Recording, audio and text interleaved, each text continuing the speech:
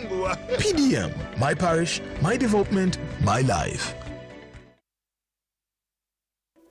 In a nation hungry for truth, a world where every story matters, there exists a beacon of trust and reliability. For decades, they've been our voice and our window to the world, holding the mirror of our history. With 4 TV stations and 11 radio channels spanning 27 languages, they stand as guardians of information, defenders of truth. With Mascari Heritage Advantage, they uphold every citizen's right to reliable and free information. Their archived stories shaped our past and illuminate our present. Yet now, as new challenges arise and the world evolves, their mission faces its greatest test yet. Be part of our journey and let's navigate the unknown, uncover the untold, and safeguard our future together. Tune into your public broadcaster, for it is the intersection of trust and truth. Because to UBC, your story, every story, and every voice matters. UBC, inspiring Uganda.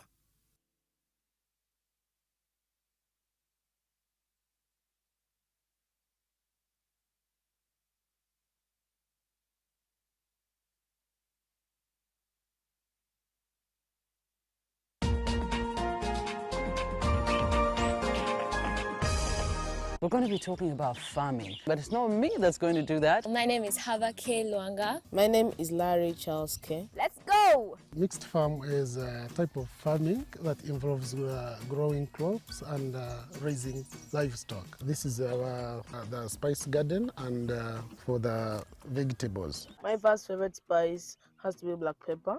What's black pepper in Uganda? Kamulali or mudagavu. What? We're going to talk about the sechunga. We're going to see how big it is, as big as Larry's head. And then we're going to talk about the mangada. So we're going to get there. We have still so many farms to visit. And I would like to hear from you. This is the Little Farmer Show, and we are bringing coolness back to farming. See you! Live from UBC Studios in Kampala, this is Good Morning Uganda.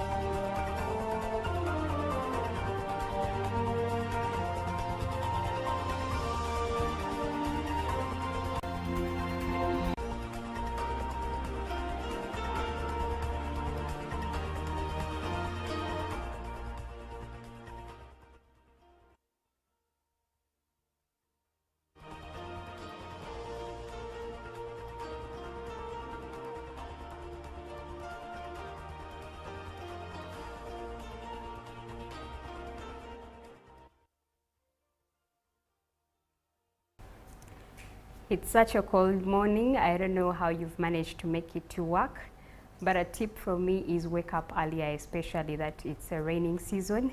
And there are so many that are still stuck at home. Don't forget to carry a jacket on your way as you head to work. Well, good morning on the GMU Tourism Express. My name is Zakia Laki, and welcome.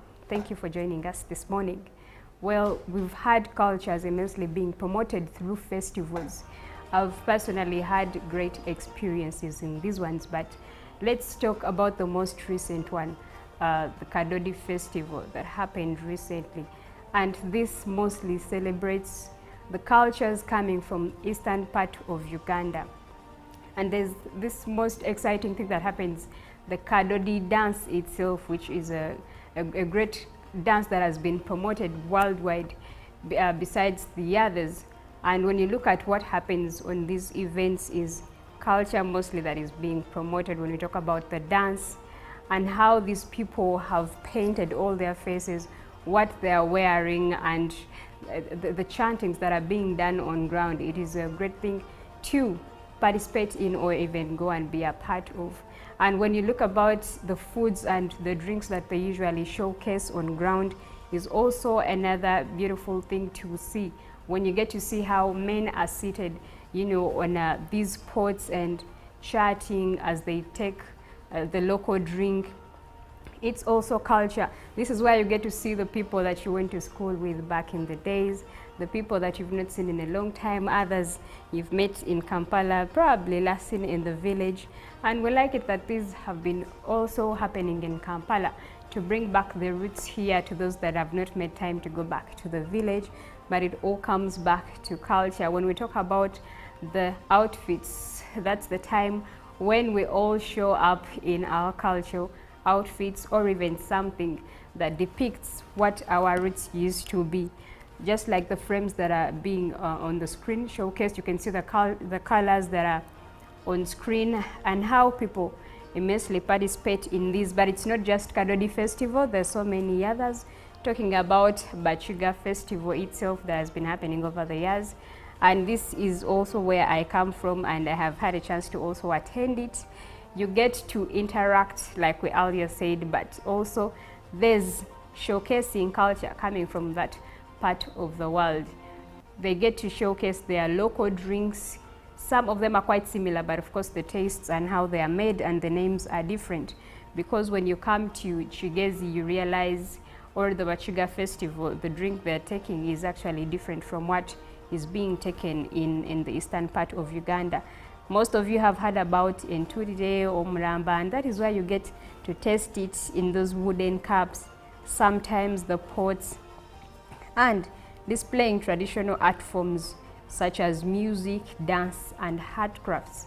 They get to give chance to people that, you know, sell these things to provide a platform in showcasing their skills of what art pieces have been made, and also the art in it, the stories being told about them, which also takes us back to celebrating our historical events and myths of the legends. You get to learn about all those names now when we cross over to Banyoro and the Batoro, that also have an event of their own where they get to give Empako names and encouraging community participation and involvement. That is why there's always a fee for you to pay as you come to experience this. And by the way, these are not for those particular people, but they are open to everyone, and it has greatly promoted culture and tourism in that the outsiders are also able to learn from these cultures. Now, how they're supporting local community in attracting tourists and promoting the local businesses, generating revenue for local artists, vendors. You've seen exhibitors there showcase all the different things, where myself I've also had a chance to showcase Zach styles and what I create in that aspect of culture. Moving back to music festivals, we've seen also local artists being given a chance to perform on these particular events. We've seen them you perform all these local songs, even their activities, the dances are being showcased, and that is why tourists find it attractive, especially when we go back to Kadodi. They get to learn the dance that happens in these areas, and most of us are not traveling.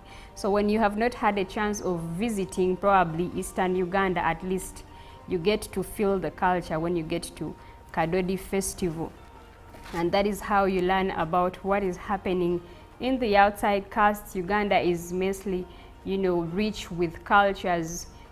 make sure that you actually experience at least one of them, so that there's so much that you can learn from, not just the culture, but how these people get to live, learn a language from what they can say, at least a greeting, make friends. When you get to visit those areas, you'll not get lost along the way. And the colors, when we go back to Karamoja, there's this particular one, it's called Karamoja Festival, that usually happens in September.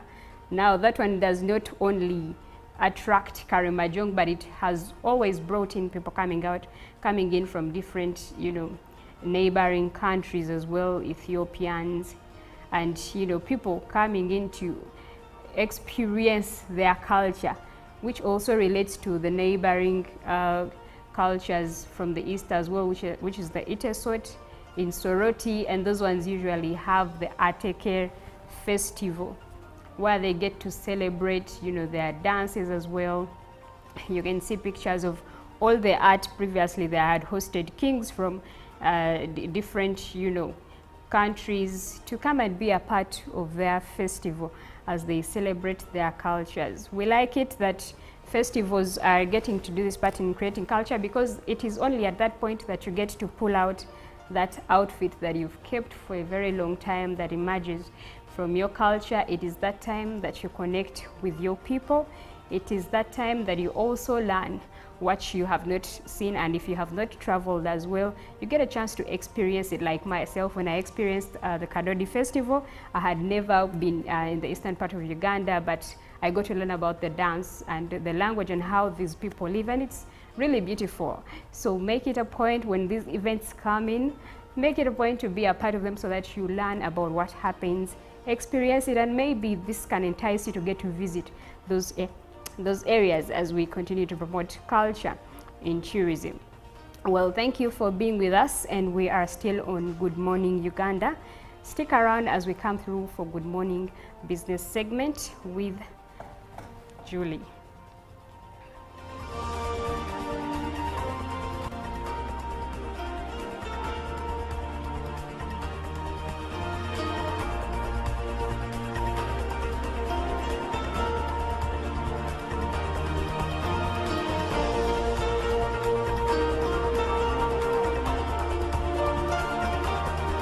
Live from UBC Studios in Kampala, this is Good Morning Uganda.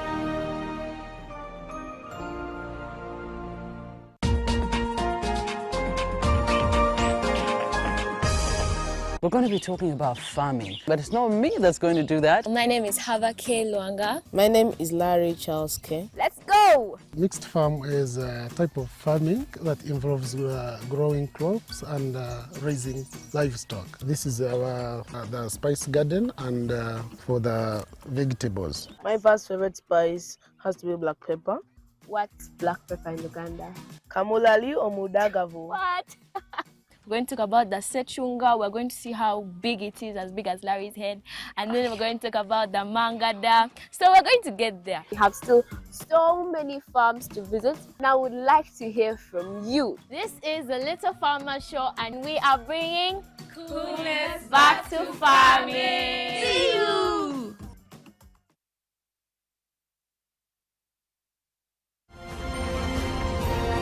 Live from UBC Studios in Kampala, this is Good Morning Uganda.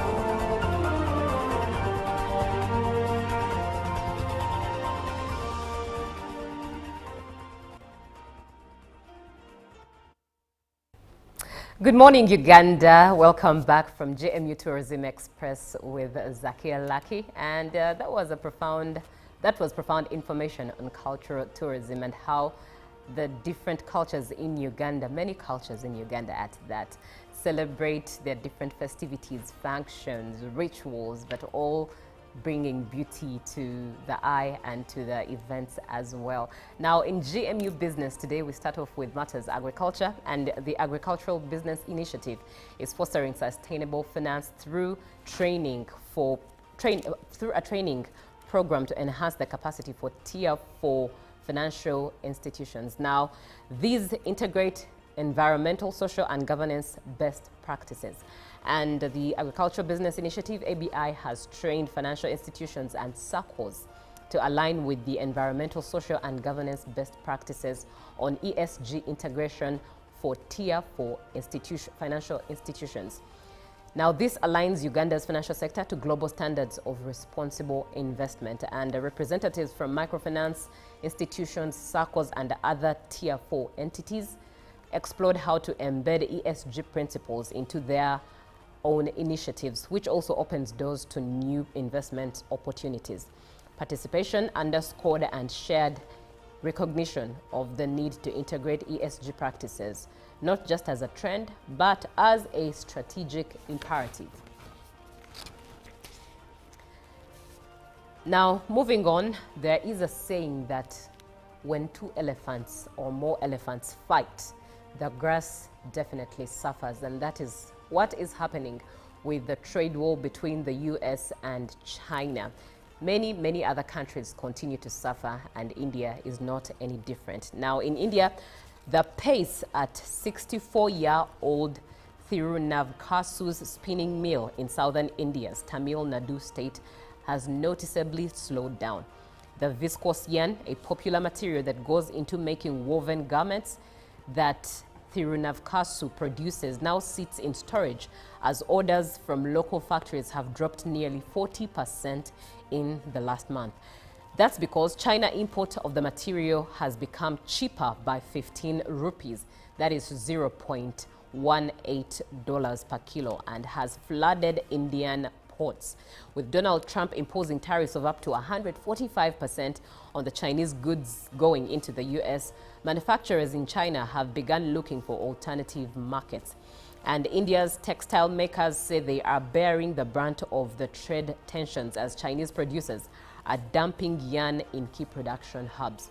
While China is the leading producer of viscose yarn, India makes most of the viscose yarn the country needs locally, with imports only bridging supply gaps. Now, mill owners like Thirunavkasu fear that their yarn won't survive the onslaught of such competition. He says, "We can't match these rates. Our raw material is not as cheap," he says. And Jagadesh Chandran of the South India Spinners Association told the BBC nearly 50 small spinning mills in the textile hubs of Palipalayam, Karur and Tirupur in southern India are slowing production. Many say they'll be forced to scale down further if the issue isn't addressed. Now, let us have a look at what the forex rates look like as of 5th May 2025, starting with the dollar that opened at 3,658.23 and was selling at 3,668.23. By midday, it was at 3,056.77 and selling at 3,066.77. It closed in at 3,655.05 buying and selling at 3,665.05 on selling. And looking at the British pound, it was buying at 4,859.38 and selling at 4,872.68. And the euro was buying at 4,141.90 and selling at 4,153.20. The Kenyan shilling was buying at 28.27 and selling at 28.33, and the Tanzanian shilling, maintaining its value there as of yesterday, was buying at 1.36 and selling at 1.36, and the South African rand was buying at 198.94 and selling at 199.49. Well, that's it from GMU Business today. Today, the agenda is up next, and we are talking matters, the structural elections kicking off today of the NRM, so stick around.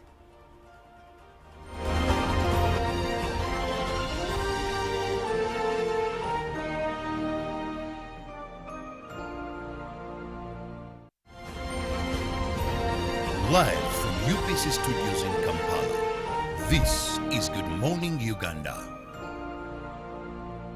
Pick of the day on UBC.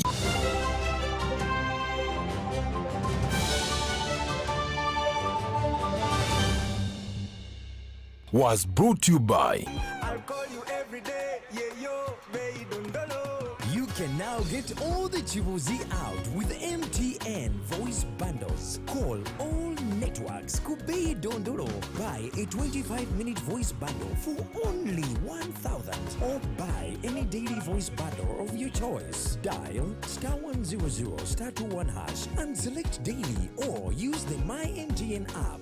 When we talk together, we are unstoppable.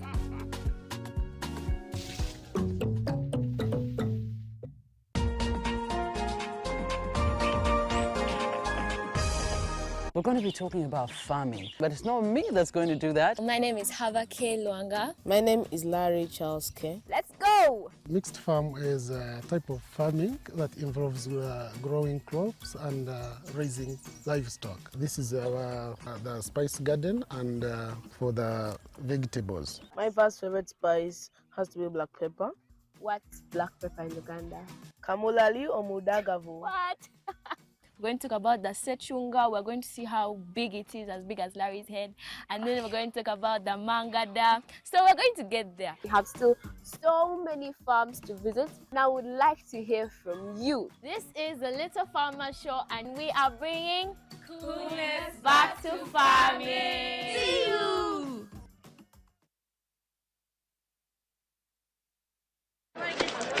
Juko. Yo. Check the shopping, man. What's your secret? Haven't you heard of the parish development model, PDM? Yes, I did, but I thought it was just a talk. No, Sebatia. It is real. I and a few friends together formed a circle, accessed money from the PDM, invested in a poultry project, and now things are moving. Juko. I thought I was one of your friends. You are. But you left me behind. I didn't leave you in poverty. What you do, just visit your LC2 chairperson and your parish chief and start the process of economic transformation. Just like that. Okay. The parish development model is an initiative from the government of Uganda through the Ministry of Local Government designed to transform all lives of Ugandans for the better. PDM, my parish, my development, my life. In a nation hungry for truth, a world where every story matters, there exists a beacon of trust and reliability.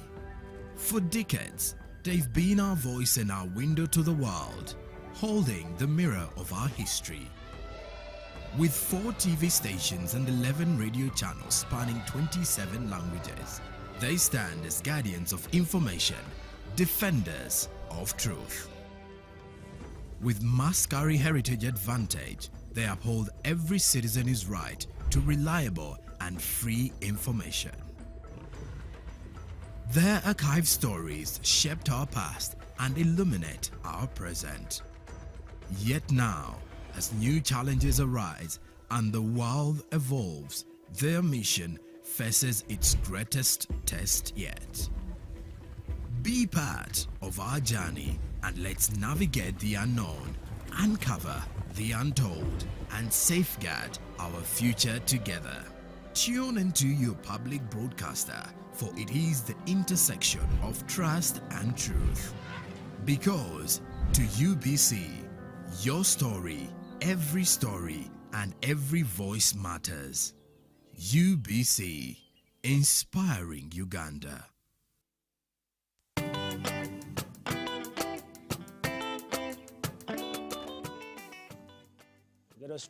Live from UBC Studios in Kampala, this is Good Morning Uganda.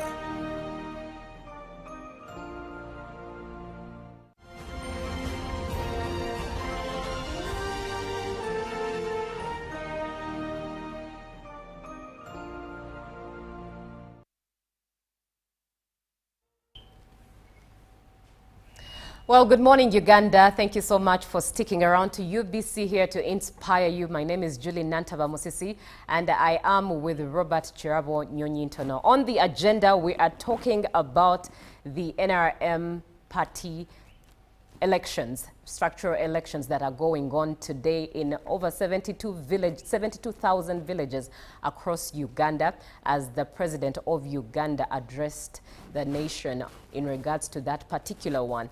And he shared many, many insights on it. The fact that barazas will also be held where names will be fact-checked, NIN numbers will be registered, phone numbers, and all of that. Now, we are delving into that conversation to have a wider and in-depth perspective on it. And over the phone with us is Right Honorable Richard Todong, who is the NRM Party Secretary. Good morning, Honorable Richard Todong. Good morning, and good morning, Ugandans. Good morning, comrades in the studio. Yes, please. Yes. Thank you so much for joining us all the way from Masindi. Thank you. Yes, we understand the schedule is very busy for you, but you've taken time off, so we appreciate it. It's a busy day today. Today, all the 72,000 villages of Uganda are full of activities of the party. The program starts at 10 in the morning. I've already been checking a few areas. People are mobilizing to move to the holding grounds in their villages so that we start the exercise at 10 in the morning. When you report to the holding ground in the village at 10 in the morning, the village registrar will go through the register with the members. They read the names one by one, and they cross-check the details of those who have registered in our book. And then from there, if they find every detail about you is correct, and the village assembly accepts that you're a member of the village, then you move to a holding ground where now you'll be waiting to line up behind your preferred candidate. We are starting with election of the party structure leaders. This is the mainstream, the 5 leaders of the mainstream: chairman, vice chairman, secretary, publicity secretary, and the treasurer. And then we go to the leagues of the party, the youth, women, PWD, and so on and so forth. That gives us 30 leaders at the village. And after that, we shall now go for LC1 chairman, flag bearer. So it's going to be a busy period, and we are going to have it between 10 in the morning to 2 in the afternoon. That is what is going to happen. Yes. Honorable, just to get you clear, how many positions are going to be voted for? And also, are we looking for party flag bearers who are also going to stand as representative at the various levels? Because there has been some confusion in some areas. Yes. Where that's a good question. I just need to make it clear. We have stages and layers of electing leaders. We are structured in 2 ways. We have the party structure elections and election for flag bearers to stand for position in the government, position of local government and national level. So the first election we are doing today at the village is to elect party leaders, the party leaders at the village. These party leaders are just going to be party leaders, but not flag bearers for any position in the national office. But also, once we are done with the party structure election at the village, we're now going to elect the flag bearer for LC1 position. You remember, LC1 are conducted by government. So by the time government announces the election of LC1 chairpersons, the party as NRM shall have its flag bearers to present for nomination for that election. And when we move to the parish level, we shall also elect the leadership of the party at parish level and also flag bearers for local government parish leaders. This is LC2 and the LC2 councillors. Then when we move to the sub-county level, we shall elect the party leaders at the sub-county and also flag bearers for sub-county leadership at that level. So we're doing 2 parallel elections for party and our flag bearers for local government and the national positions. Later on in the month of August, maybe, we shall be electing flag bearers for members of parliament and LC5 chairpersons. And then we now go to the national level in Nambole. You remember our assembly in Nambole? Yes. Nambole, now we shall be electing the national leaders of the party. These are the SEC members. We shall be confirming our presidential flag bearer, and then we shall be confirming our national chairman of the party. And that winds up the internal preparation as we move for nomination now with our flag bearers that would have been elected. Right. Thank you so much. Yeah. Now, if you want to be a part of the show. Have any questions? 0709602592 is the WhatsApp number to which you share your opinion or maybe ask Honorable Todwong a question. Now, Honorable Todwong, why in particular choose queuing, the queuing method behind a candidate as opposed to casting a ballot? That's another good question. The lining up is beneficial because, one, it promotes transparency. The method of work of NRM, revolutionary methods of work of NRM, is that we promote transparency and open criticism. We don't do deals behind anybody. So if you're a leader and people like you as a leader, they will express themselves openly, and you should not take it in a bad faith. That the party members have decided so-and-so can be our leader for now, you X, you should wait. And that promotes openness, promotes transparency. And two, it promotes, it's cheaper to conduct. Because imagine with all these layers of election, where we are going to have close to 2.5 million leaders elected. If we were to print ballot papers, and you remember in each and every position, we might be having 2 to 3 candidates contesting for the same position. It will be too expensive for the party. And with the 72,000 villages in Uganda, it might be overboard. So it's cheaper for us that people come, present themselves, greet the people, and the people line up behind them, and we count and declare results. Very cheap methods of democracy. And so we promote the two. And then the last one is it takes a shorter time. We don't spend the whole day like in secret ballots where you start at 8, you close at 4. We spend from 10 to 2.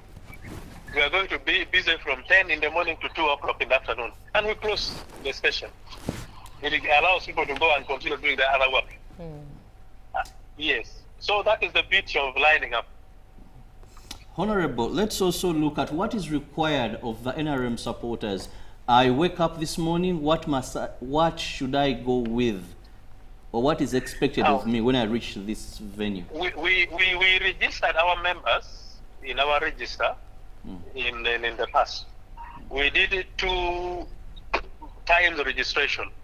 The first time we audited the registers that we used to have, the old ones. We took the books back to the members in the villages. They cross-checked their details. We added their details. We brought the books back to the regional centers. We digitalized them. Then we took the books back to them. We brought the books back to the center. We closed the digitalization. Now, this book that they're going to look at today has gone through stages of improvement. Now, still we are saying there are others in this book who, one, did not give us their name numbers, did not give us their date of birth, did not show us their age or their sex. So in this particular exercise, they are coming to the center to improve on their biodata in the register of the party. But also, two, you have to confirm that the person who registered in your village is a true member of that particular village. Because we want to avoid accusations of people saying the registers have been inflated or have been locked by members who are not members of a particular village. So that is why the president and the chairman of the party directed that we must have village barazas so that members of the village can gather in a place and the names are read to them and they confirm that Todwong is a member of a village or Todwong has shifted from this village to another village or he has since passed on. Now, the auditing is very, very important for the party because when you're in that village assembly, those names are read to you and you can make your comment on each and every name. So it is very, very important. So when you move from your home this morning to the center, you will find the village registrar with the book. And then when you find the village registrar, you mention your name. He will read through, he'll go through the book. When other members are also present, when he goes through the book, they check your name, then he will ask the member that, is this a true person of this village? They say yes. Then they say, okay, you are a true member of the village, you have given us your full name, you have given us your name number, you are lacking this and this and this. If you lack any information about your name, you add it there and then. If you don't have any information lacking, then you are cleared and you are moved to the next phase to wait now for activities of voting. Now, I need to make it very clear. Today's exercise is not to register new members. If you are not registered in the book, today you are not going to be allowed to be registered. Today we are only going to improve the names which are already in the book. But time will come when the leadership of the party finds it fit, they will open another window to register fresh members. So today, we are not going to allow new registration of members because we are going to use what we have to conduct elections, and therefore we cannot allow new members to be registered. We are now polishing this for elections. Honorable, still don't you need a national ID or anything like that as proof, as long as you're identified by the residents? Okay, there are two things. For us in the party, once you are a registered member of the party, and you are above 18, yes, as prescribed by the Constitution, and you are confirmed that you are a member of Village X, you now qualify to participate in our party activities as a voter or as a candidate, and you have full rights as a member of a party. But for the national election, for us now to enroll you to be a voter for the party in the national election, you need to have your NIN number, and then you need to know your polling station, and at the right time you need to know your voter, you have your voter slip. So this is part of the exercise we are using to help us determine how many voters we shall have in the national election. That is why we are insisting that members should come with their NIN numbers, because it's mandatory that by the time you go for the national vote, you must have a NIN number to be able to vote at the national level. Right. Thank you. Now, Honorable Tudwong, yes, why are these particular elections very important to the structure and strength of the NRM party? Politically speaking, a political party cannot pride itself if it doesn't know its members, doesn't know where these members are, it doesn't know the numbers of the members it has, and cannot quantify these members. So this particular exercise is important for us to audit our membership and to determine that we have structures up to the grassroots. Now, the beauty of NRM when we speak about a mass party is that in all avenues of leadership, in all space we have for leadership, the National Resistance Movement Party has leaders that are elected. And this is the foundational, is the base for us to have a stable democratic foundation for this country. Most of these political parties that claim that they are political parties, they cannot sponsor candidates in a quarter of the districts we have in Uganda. But for the NRM, in all space, at all the villages, all parishes, all sub-counties, all town councils, up to the national level, we have candidates. And that tells you we are a mass party with a membership everywhere. And that speaks to the power of the party. And so this exercise is important because we are validating that particular purpose. But we are showing Ugandans that joke not with NRM. When we roar, we come up serious. So Right. that is why the whole country today is busy with our activities. Yes, indeed. Now, one of the issues that have risen up over the years within the party structures is the issue of greed, especially on grassroots levels. How is the party dealing with this particular issue, especially as we look forward to 2026? Apparently, over the few weeks and months that this exercise has been going on, there has been internal negotiations and adjustments among our members that there is no much contestation in the villages. You find a candidate X is opting to be a party chairman, the colleague is opting to be the LC1 chairman flag bearer of a village, and then they even nominate their executives possibly. So it has eased the tension in the villages, with the exception of a few urban areas, few cells in urban areas where there is going to be contestation. But in more than 80% of our villages around the country, there is peace. People have harmonized position. And that is how we negotiate democratically with each other. And that is the beauty of NRM. Transparency and openness of work brings peace and stability in an organization. Now, staying on that same line, there's an issue of independence that that fell out of the primaries. How is the party planning to handle this issue in particular in the now? Independence comes out of two or three reasons. One, when the internal processes are not authentic enough, they are not tight enough. In the last general election, we got independence because our register was not properly worked on. And so people felt they were not fairly treated. And so they opted to go as independent. But this time, they participated in the register. It was with them for many times, and they are all accepting that at least this time we have a credible register. So we don't expect anybody going as an independent because of the register. Second reason is about the process. If the process is not transparent, if the process is not properly communicated, somebody might feel aggrieved to go as independent.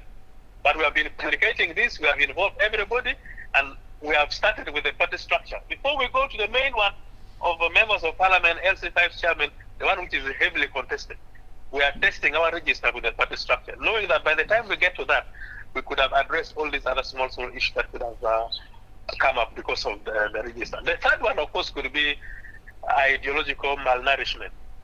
That you belong to a political organization, you participate in the internal activities of a political organization democratically, and then after failing to win, you feel it should have been you to have won.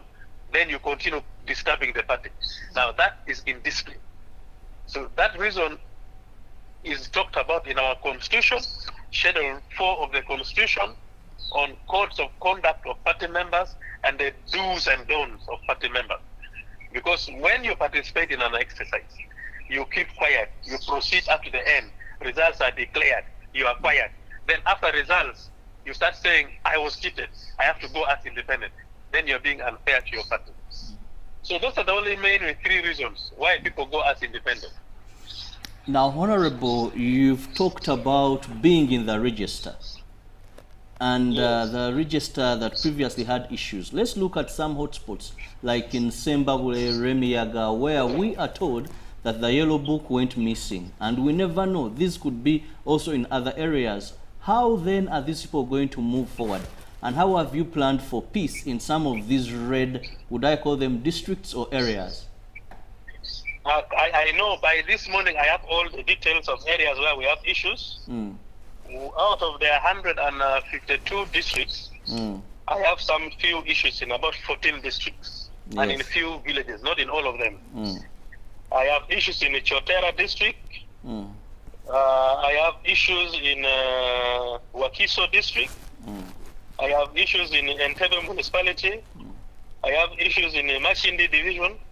I have issues in Rubaga division, in Kawempe division, Nansana municipality, in Gomba district, Mitiana district, Machindi Sebagabo municipality, in Madio Kolo apparently, in West Nile, in Bujiri district, in Masaka district, and in Kalangala district. You find in some of these districts, and so of course Sembabule, you find in some of these districts, one or two villages have missed the register, or the sub-county has delayed to receive the register, or the parish has delayed. It's not that the whole districts are affected, but you find one or two villages in a particular district has not received the register by this morning. So we are working around the clock to make sure that we don't deny them opportunity to participate in the exercise.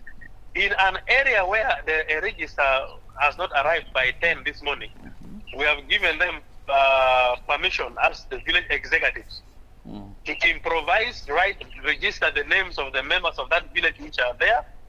They work on that with all the parameters that are required. They work on it, and then they submit that to the district officials as record of what happened in a particular village. Then we shall capture that and incorporate in our system. So it should not raise alarm that if you don't see your register, of course, where we printed 72,000 registers, you would expect that about 20 or 30 registers might have had issues. And in other registers, you find some names are spelled wrongly, some names were missing, some names were put in another village register, another register. And also we found a reason that in some local governments, there are villages that were created which were not part of the original villages of local government. And so that is why for us in NRM, we are working with the 72,000 villages. But the local government record shows that there are about 71,400 and something villages. We have given that allowance because since our activities are village-based, we know there are local governments that I have created villages that have not yet been gazetted by ministers of local government, and they are functional. So if we don't create our activities in those villages, it can create local issues in a particular area. Some of these villages could have been created due to geographical challenges, due to internal contradictions among the population. You might find this tribe does not mix with the other tribe and they're in the same area, therefore the local government decides to create them different villages. There are all those considerations. So we work with them the way they have been created by their local government. And that is why we're operating within that. And so with the margin of error that might be there, for any purpose, the margin of error cannot go beyond 4% in a situation where we are a success level about 98%. So we are a bit confident that our success rate with the exercise we're undertaking could be beyond 90%. With a small adjustment of challenges here and there, the way I've mentioned to you. In Zimbabwe, we are hearing it was being investigated by police, that our registers were taken, but some individual took them to his home, and even the register of the party was kept in another place. But that is in the hands of the police. The police is investigating. Now, Honorable, it is something that people take seriously. Honorable, we know for Uganda, where we are today, any elective position carries a lot of meaning to people, and they heavily invest in, and sometimes there could be acts of violence. How prepared are you to counter this in case they occur? We have sensitized our people well, but we have also involved the security forces. We have written to the police. We have written to the district security officers, the resident district commissioners, and they are all involved in this exercise. We don't expect much tension at the village level. We are only anticipating tensions and frictions when we progress with our elections at constituency level. But the ones at the grassroots, the villages, there is not much tension at the moment. So we expect this to be peaceful today.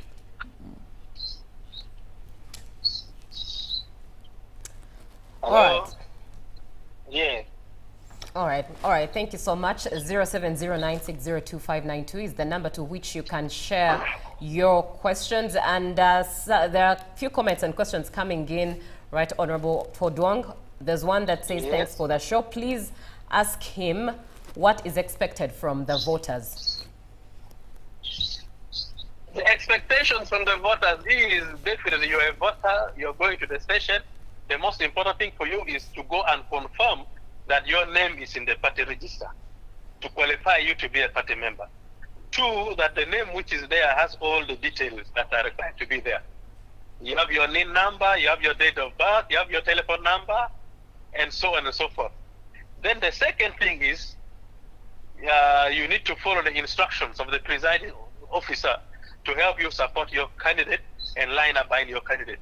And once you're lining up behind your candidate, you are doing it without any intimidation, without any force, without anything. Then the third one is to also wait and line up behind an LC1 flag bearer of your choice, of your village. And that is how you are going to participate today when you go to the center. But the most important thing is to authenticate your details in the party register. All right. Another one comes in and it states, what happens if someone who had expressed interest to be voted for a position is absent because today is a normal working day, for example? Well, if someone who has expressed his interest to contest for a position is absent, the national chairman guide that you are allowed to be in a person or with your portrait. Your agents can stand with your portrait and either people line behind your portrait or not, if you cannot make it to the polling place. So it is your agent now to make sure they have your portrait and they stand with your portrait and people line up behind your portrait. If you are a member of that village and if it has been confirmed that indeed you are a member of that village. Right. Now, staying in the same line, how is the NRM promoting inclusivity, especially for marginalized groups that also have a voice in this particular election? That is why earlier on I told you that after electing the mainstream, we also go for the leaks. The leagues, we have all sorts of categories of people. The women, the youth, the PWD, the elders, the veterans, the historicals. They have their own groups that they elect also their own. So everybody is involved. Everybody is included in this. And once we are done with the party, then they go for the LC1. All of them will now determine who should be the LC1 of the village. And there, they elect jointly. Everybody goes for the line. So everybody is involved. And there is nobody who is excluded in this exercise. Honorable Todong, let's also look at the do's and don'ts, or what may lead to disqualification of a candidate, because one may think these are LC1 elections, and of course in-house. Is bribery part of it? Is it illegal for someone to do something? The party constitution is against bribery, against taking toxins. Do you know our constitution is against alcohol, drinking alcohol? We don't expect someone to get drunk and go to the center. We shall arrest you. Okay. Don't drink before you go there, because it is not allowed in the constitution. Because they are drunk and so might go to disorganize the village assembly. Those ones will be arrested and they will be bad. If you're a candidate, we shall disqualify you. We don't expect abusive languages, because this is an in-house game. You don't have to hate each other to the extent that you abuse somebody without having that decency in you. And then there are many others. So there are guidelines, using false languages, using false messages, hating each other, fighting, formation of cliques, intrigue.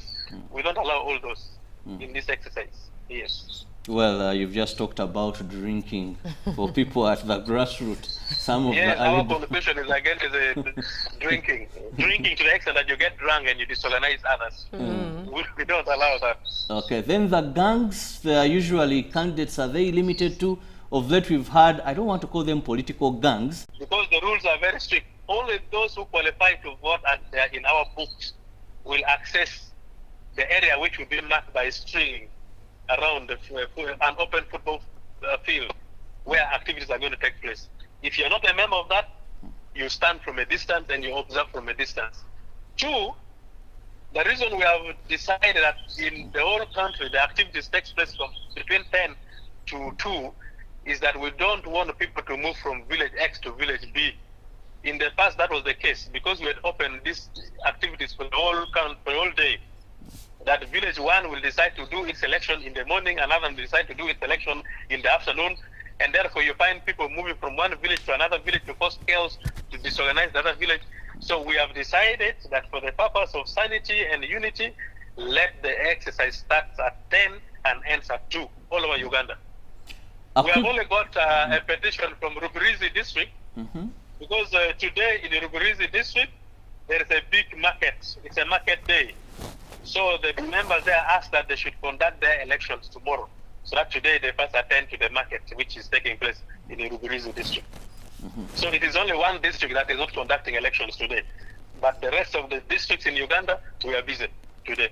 Also, Honorable, let's look at the venue. Where exactly? Because a chairperson may be a candidate and says this is done at my home.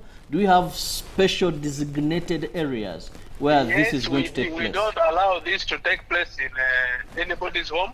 The guidelines is very clear that it should be in a public place, a publicly acceptable place. If the chairman's home is where the village assembly has always been, then it will take place there. It has to be in a place where the village assembly is always conducted, where members know that this is a village assembly area, which is neutral and not biased to anybody. Right. Yes. Is the NRM planning on having any independent observers for this particular election exercise?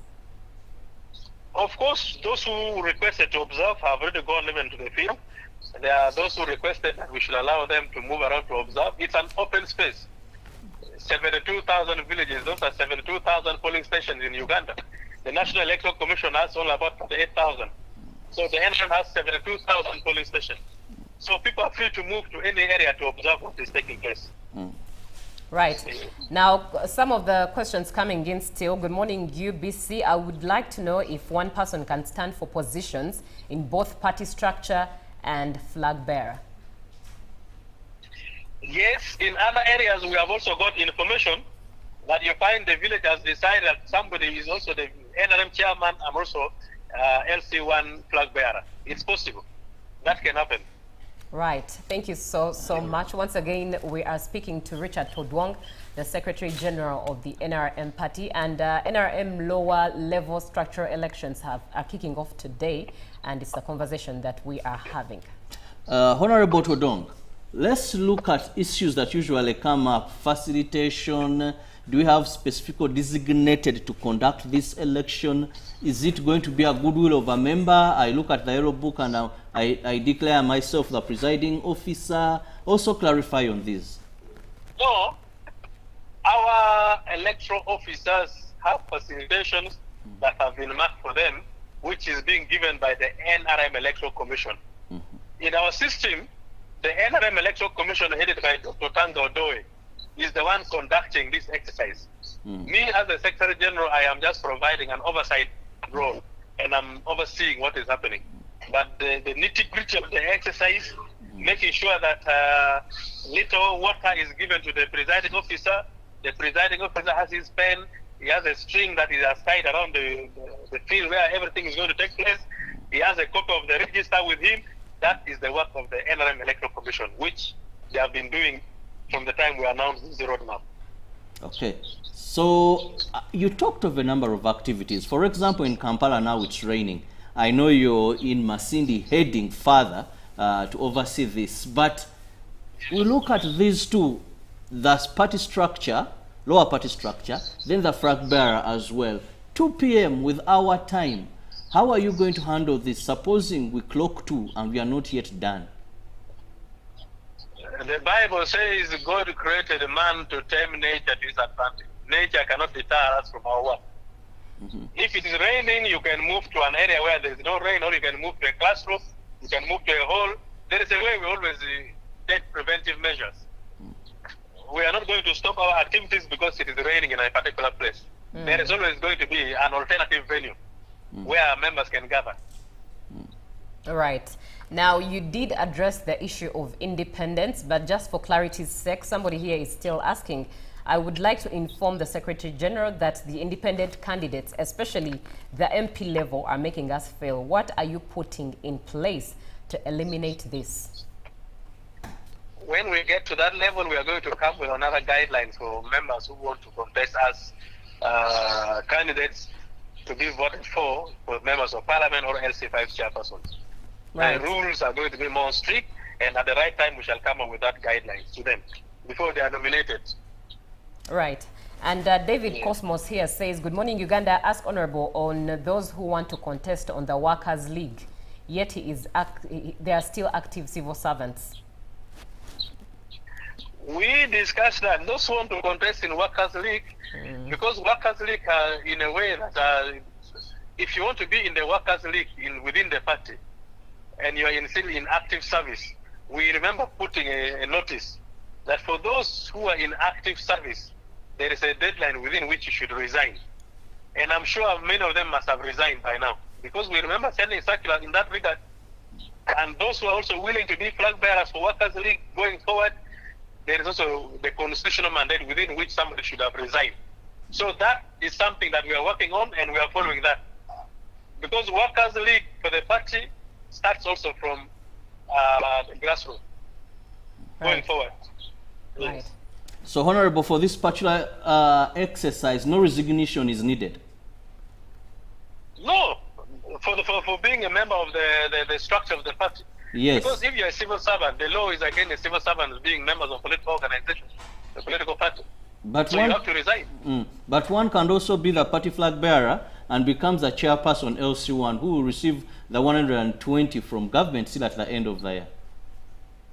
That is possible because at LC1 level is the village arrangement. And two, you become a flag bearer of the party and also chairman of the village.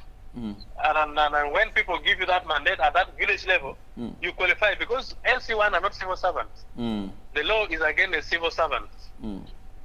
Those who are recruited by District Service Commission, those who are recruited by Public Service Commission. LC1s are not recruited by those organs. Now let's look at also another issue that came up, influence meddling by people of higher levels. His Excellency made it clear, he said he will not vote for anyone as the chairperson of the party. But how I've seen some areas where members of parliament or that hold party positions as well have shown interest. How are we going to guard against this? Because I just assume if honorable... Our national chairman is a father, he's a statesman.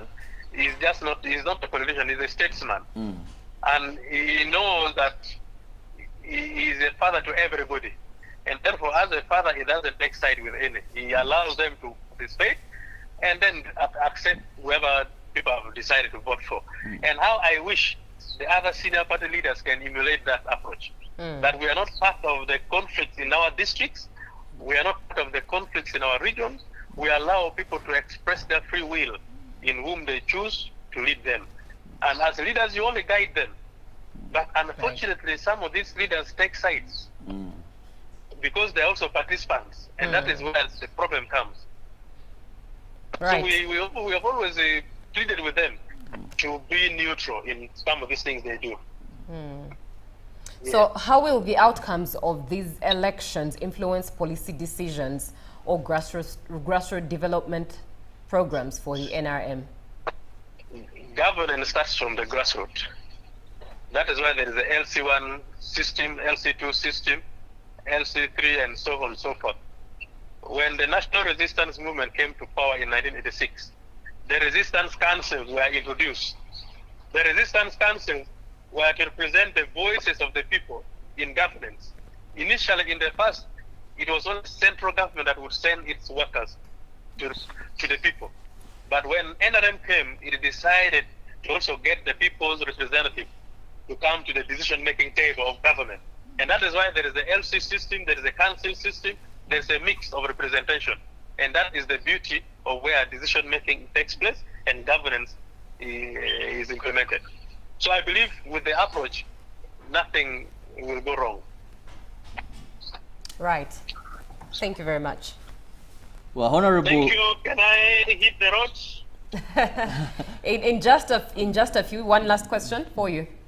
Honorable, there's also been issues, some saying the numbers you claim to be having as NRM members seem to be very, very much than the obvious. Will this exercise in any way help to perfect the numbers? Which number do they talk about? Our members? Yes, the memberships. Someone says, but that one has been coming. Let me put it correctly. Yes. How about if they say those who claim our members are excess? Those who claim that we are not following what is in the National Electoral Commission, what is in the population census. How about if population census and National Electoral Commission are wrong? Because in a population of 45.9 million Ugandans, how can a ruling party fail to have 20 million members? Is that normal for a ruling party to fail to have 20 million members in a population of 45.9 million members? Now, we are saying when we were registering our members, our penetration level was at village level. We went to each and every village of Uganda and registered people there. Okay? Yes. So if you divide 20 million times 72,000, on average, each and every village of Uganda in our record would have like about 300 members. Yes. Is that exaggeration? No. Is that average? It is. So the second thing we did was we registered from 16 years and above. Because we needed a catchment area for our young people. And in the voter register of the party, we upgraded to 18 and above. So our voters are fewer than our members. But even of the voters we have, we are saying not all the 19 or 18 million voters we have are voters at the national level. We are now in the process to clean, to see of those that we have registered as voters in the party. Yes. How many of these are registered in the national voter register? How many have national identification number and they don't have voter slips? They don't know where they vote from. how many are registered in the party and are not registered with the NIRA. So we are doing a cleaning of our data, and that is what we are doing. So nobody should accuse us of being correct. Well answered, Honorable. No Well doubt about answered that. indeed. Thank you so much for your time. Thank you. Thank you. Please travel safe and have a successful and peaceful exercise I wish today. you all the best. Thank you. Yeah. Right. All right, good morning, Uganda. That's it from today's agenda's topic. And as you exercise and engage your rights in the NRM structural elections that are happening today, peace is the key word. Peace, peace, peace. All that matters is the goal to achieve what you have gone for, that is to cast your vote, but do it in peace and leave that space in peace and let Uganda move on in peace. Thank you so much for being on the show. Up next is Good Morning Uganda Sports.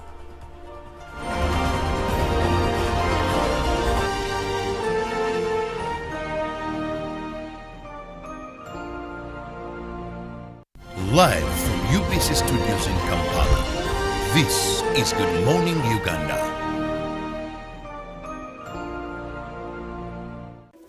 In a nation hungry for truth, a world where every story matters, there exists a beacon of trust and reliability. For decades, they've been our voice and our window to the world, holding the mirror of our history. With 4 TV stations and 11 radio channels spanning 27 languages, they stand as guardians of information, defenders of truth. With Maskari Heritage Advantage, they uphold every citizen's right to reliable and free information. Their archive stories shaped our past and illuminate our present. Yet now, as new challenges arise and the world evolves, their mission faces its greatest test yet. Be part of our journey and let's navigate the unknown, uncover the untold, and safeguard our future together. Tune into your public broadcaster, for it is the intersection of trust and truth. Because to UBC, your story, every story, and every voice matters. UBC, inspiring Uganda. Pick of the day on UBC.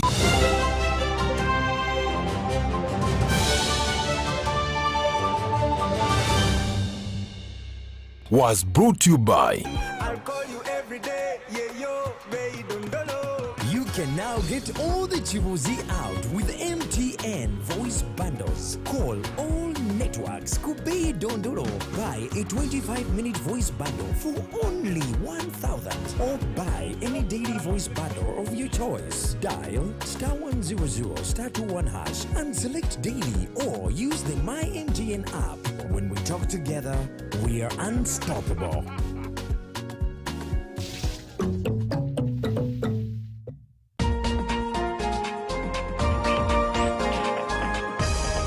We're going to be talking about farming, but it's not me that's going to do that. My name is Hava K. Luanga. My name is Larry Charles K. Let's go! Mixed farm is a type of farming that involves growing crops and raising livestock. This is the spice garden and for the vegetables. My first favorite spice has to be black pepper.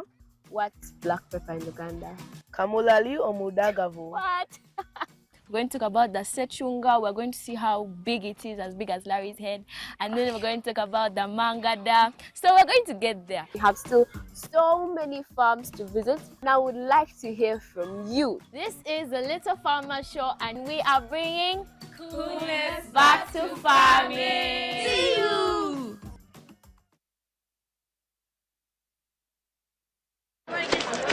Juko. Yo. Check the shopping, man. What's your secret?